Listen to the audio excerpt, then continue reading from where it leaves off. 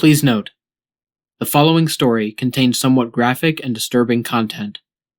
Viewer discretion is advised.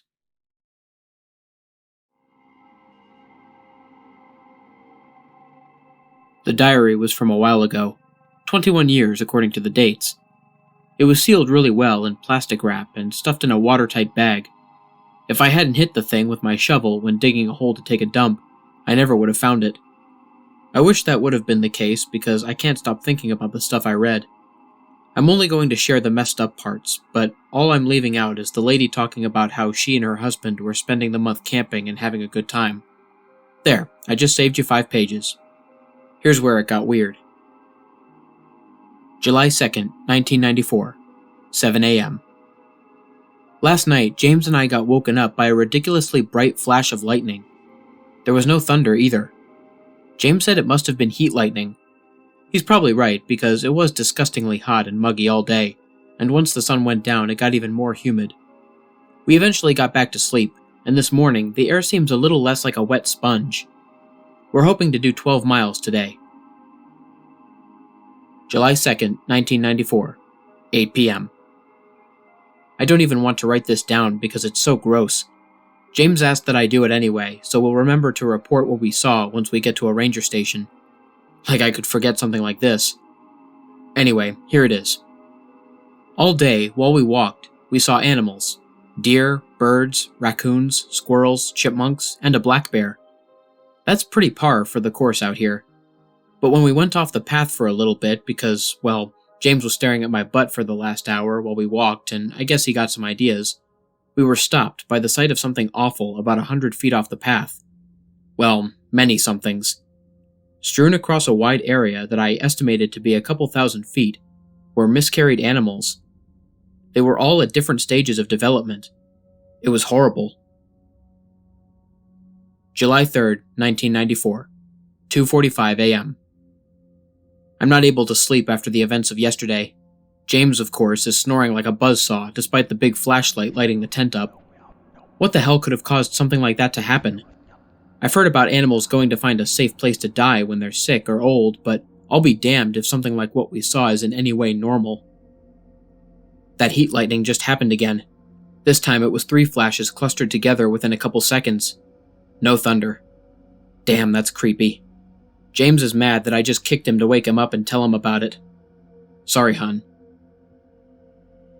July 3rd, 1994, 7:30 a.m. I got to sleep about an hour after the lightning. Thank God we brought some good coffee to brew over the fire. We're going to do 10 miles, although it might be a little less because the map says we're getting into a pretty hilly area. Good for the glutes. July 3rd, 1994, 9:15 p.m. Pretty good walk today. We're both going to be sore tomorrow, though. The map does a decent enough job telling us where the hills are going to be, but it's crappy at indicating how steep they are. On the bright side, and I never thought I'd be at a point in my life where this sentence would make sense, we didn't see any more fields full of animal fetuses! Yay! July 4th, 1994, 6:10 a.m.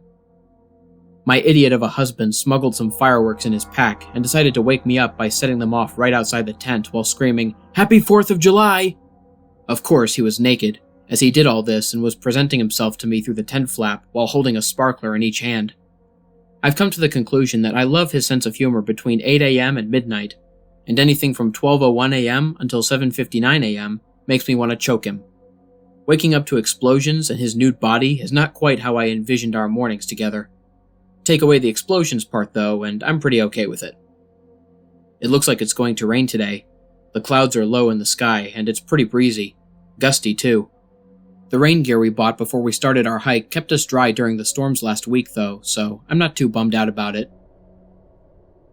July 4th, 1994, 6:30 p.m. No rain while we walked. James shot a rabbit an hour ago and he's about to skin it and get it ready for the fire. He's making me learn how to do it too. It's pretty much the last thing I want to do, but there's no reason why he should have to be stuck with the job every time we want to eat some cute little forest critter. Ugh, here we go. July 4th, 1994, 7:30 p.m. I just finished throwing up. As soon as James started working on the rabbit, we saw how sick it must have been while it was alive. Again, I'm only going into detail so we can report it at the ranger station. But for God's sake, James, if I have to learn how to skin a rabbit, you can learn how to write clear, descriptive sentences. That's a fight for another day. Under its fur, the rabbit was absolutely covered in what looked like big whitehead zits. They were under a lot of pressure too, because when James poked one with the tip of the knife, it burst and flung grayish-white pus like 10 feet and onto the tip of my shoe. Cue me throwing up for a half hour while he apologized and tried not to laugh. We still have a good amount of beef jerky and stuff in the food pack, so it's not like we're going to go hungry, but it would have been nice to have something a little different. The rain finally started, and we're stuck in the tent. And here's the lightning again. It's flashing over and over and over. Sometimes it's just a few quick bursts. Others, it's just single ones that last upwards of 4 or 5 seconds. It's those long ones that scare the hell out of me. I've never seen lightning like that before. James keeps telling me it's unusual but not unheard of, especially at this time of the year. It appears to be tapering off a little now, so I'm pretty glad it coincided with rain this time. I guess it really is just plain lightning. James is a pretty reassuring guy. Early bedtime. July 5th, 1994, 10:10 a.m. I'm freaking out because James is trying hard not to freak out. We've been up since 6, and when we opened the tent, the ground outside was covered in dead birds, dead bats, and dead bugs, and I mean covered. I guess we didn't hear them hitting the ground because of the rain that started up again while we slept, but we still have no explanation as to why they're all dead. That's not the worst part, though. They're all covered with those zit things like the rabbit. We're deciding to cut the trip short and get the hell out of here. The map says there's a ranger station about 40 miles to our west, and James said we can get there by tomorrow afternoon if we really move. Both of us are at that point where really moving sounds like a great plan. July 6th, 1994, 12:30 a.m. We walked fast and we walked far.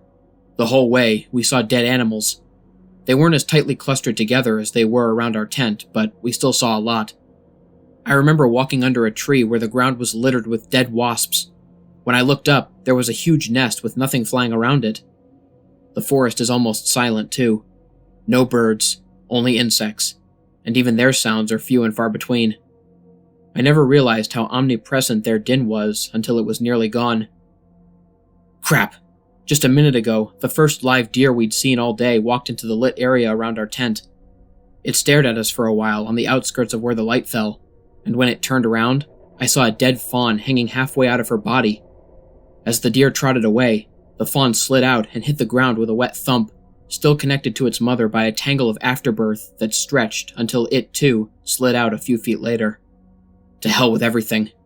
Good luck trying to sleep tonight, Mel.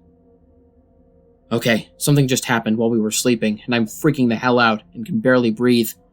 I don't know what to do other than write it down to make more sense. The lightning came and just stayed.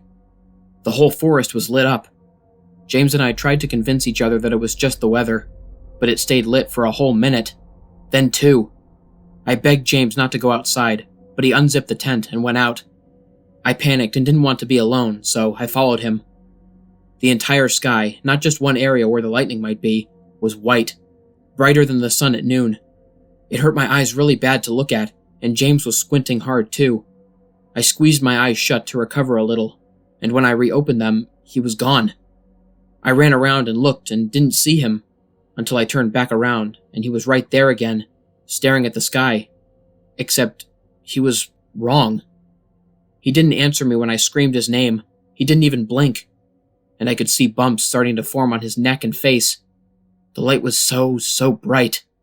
I pushed James to try to get his attention, and when I did, the area under his shirt where I pushed got soaked with something. Well, I know what it was, but I couldn't look. I couldn't. I can't. He's still outside, and he's not moving, just standing and staring at the terribly bright sky. His pupils are gone, and all that's left is the blue and white. He's different. He's wrong. His skin is getting worse, and I'm so terrified. Little bumps are popping up on my hands while I write this. They're coming to a head, and now one of them just broke open, and that's my blood on the page. I know the wetness I feel on my thighs is blood too. Blood signifying the end of what I'd been waiting to tell James on our anniversary next week. I keep thinking about the dead fawn sliding out of its mother. I'm going to wrap this journal up in a bag and run in the direction of the ranger station. I don't know what else to do. I'll leave it under a tree or in some safe spot right off the trail so someone can find it if something happens to me on the way. This page is soaked through now. I have to go before I get worse, before James gets worse. The light is so bright.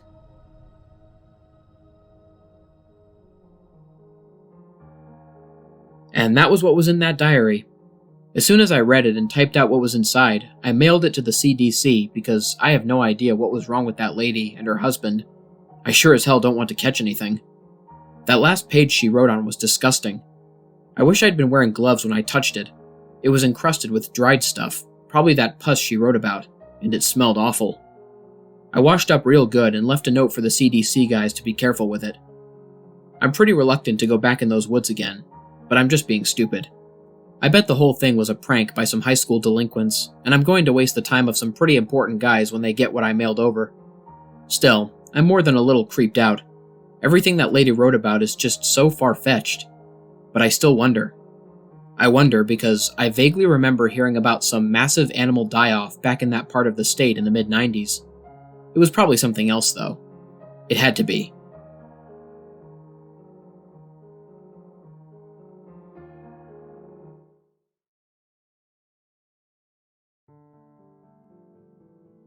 What's up, everybody? This is the Lone Wolf here. Thank you so much for listening. I hope you guys enjoyed my narration of I Found a Diary While I Was Out Hiking in New Hampshire. If you did, please consider liking, sharing, and subscribing, especially if you're new to my channel. Hit that bell for notifications and join the Lone Wolf Pack. If any of you guys have a personal story or recommendation for me, or you just want to talk, there will be a link to my email, my Twitter, my Discord server, and my Instagram in the description. There will also be links in the description for all of the music artists that I used in this video, along with each individual track that I used for those of you interested in the music.